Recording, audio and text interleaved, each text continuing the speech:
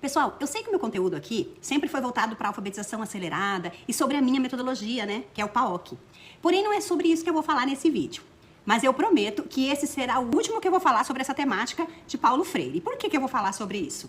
Porque, gente, eu tô sendo muito atacada nos comentários, muito questionada, né, por estar falando mal. Não é falar mal, é falar a realidade sobre a influência de Paulo Freire no retrocesso da educação brasileira. E eu preciso vir aqui deixar claro algumas coisas, algumas verdades para quem ainda defende cegamente a pedagogia dele. E olha, gente, eu fico assim impressionada com o número de professores que continuam idolatrando alguém que na prática contribuiu tanto para o retrocesso na educação do Brasil e também pela desvalorização dos professores.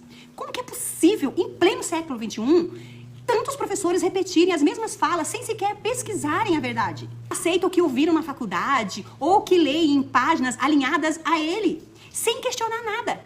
E pior, ainda atacam quem tenta abrir os olhos e trazer outra visão.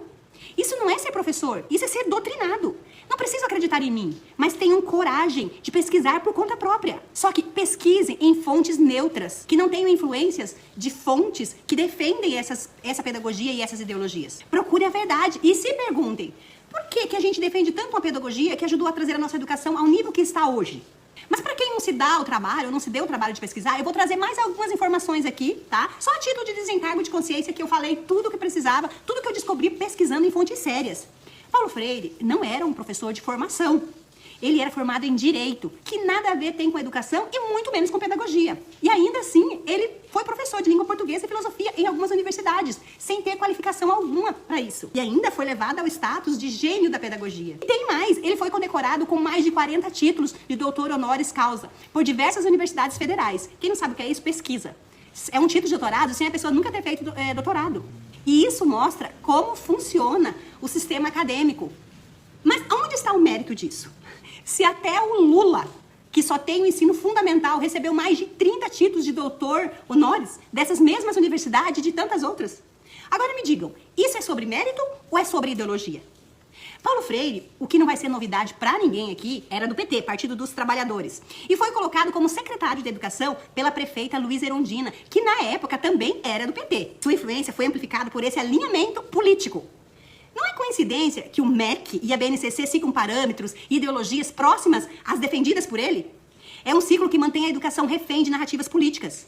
E durante a sua gestão, como secretário, ele defendeu e criou abordagens como aprovação automática. Sabe aquela que o professor não pode reprovar o aluno, mesmo que ele não saiba nada, e que desvaloriza o esforço dos alunos que aprenderam? E isso contribuiu para formar gerações inteiras sem o básico da alfabetização. Ele também promoveu sua pedagogia como um sistema revolucionário, libertadora, mas na verdade colocou a ideologia acima do conhecimento. Eu já disse isso em outro vídeo. Mais uma pequena informação sobre o Freire. Em 1964, ele foi preso acusado de doutrinação marxista e depois exilado. E aí, vocês acham que foi mesmo uma injustiça a prisão dele depois do golpe militar? Só que na sua volta ao Brasil, foi marcada por uma forte aliança entre o PT e outras figuras de esquerda, como o senhor doutor honoris com ensino fundamental Luiz Inácio Lula da Silva e a senhora Dilma Rousseff, que o colocou novamente em destaque. Inclusive, nomeou ele como patrono da educação brasileira. Como pode isso, gente? Essa escolha, para muitos, não tem explicação, considerando os resultados educacionais que observamos em décadas de aplicação das ideias freirianas. Vamos falar agora sobre as amizades dele. Paulo Freire era amigo, nada menos, nada mais, sabe de quem? De figuras como Che Guevara, Fidel Castro, líderes que são conhecidos por regimes autoritários e por usarem a educação como ferramenta de doutrinação. Eles compartilhavam divisões marxistas e comunistas, colocando essas ideologias no centro do seu método pedagógico. E isso está refletido, sabe onde? No MEC, que ainda hoje segue alinhado a essas ideias. E para quem diz que ele não criou o método de alfabetização, pesquise sobre o método de alfabetização de Paulo Freire e você vai encontrar quais são os parâmetros que embasaram o seu método. E não foi só de adulto, não. No início, sim, foi para adultos, mas depois foi adaptado para ensino de crianças. E o resultado disso tudo? Alunos que saem das séries iniciais sem aprender o básico e chegam à universidade sem saber interpretar textos ou resolver problemas simples de matemática. Professores, olhem para os resultados da nossa educação hoje. Não estou falando aqui de política, como algumas pessoas estão me acusando lá nos comentários, dizendo que eu estou misturando política com o meu conteúdo, que é tão rico sobre alfabetização. E nem estou aqui para defender ideologias partidárias, mas sim para trazer uma reflexão necessária para os professores. Mas não tem como falar educação sem falar de ideologias políticas, porque está relacionado diretamente às decisões políticas. E não há como ignorar o impacto disso nas nossas escolas. Além do prejuízo ao aprendizado, estamos assistindo a cada dia a perda de valores essenciais dentro do ambiente escolar.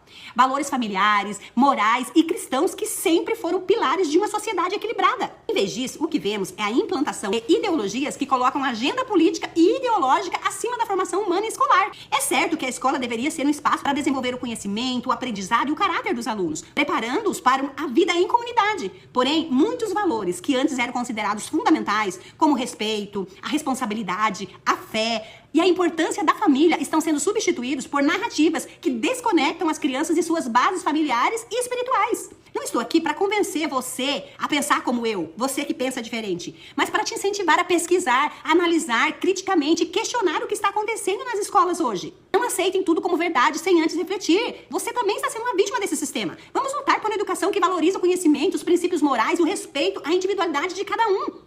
Olha ao redor. Alunos saem do ensino médio sem saber interpretar texto ou resolver uma conta básica. Professores, como vocês podem defender isso? É hora de parar de repetir o que ouviram e começar a pensar por si mesmos. Pesquisem, questionem e, principalmente, abram os olhos. É hora de deixarmos de lado essa idolatria, esse culto a Paulo Freire e buscarmos meios, métodos, metodologias que realmente preparem nossos alunos para a vida. Bom, não sei se farei mais vídeos sobre esse assunto, mas se caso você concorda com o que eu falei aqui, deixe seu comentário e compartilhe com alguém que precisa muito saber disso. Me ajude a ajudar outros professores a saírem dessa bolha.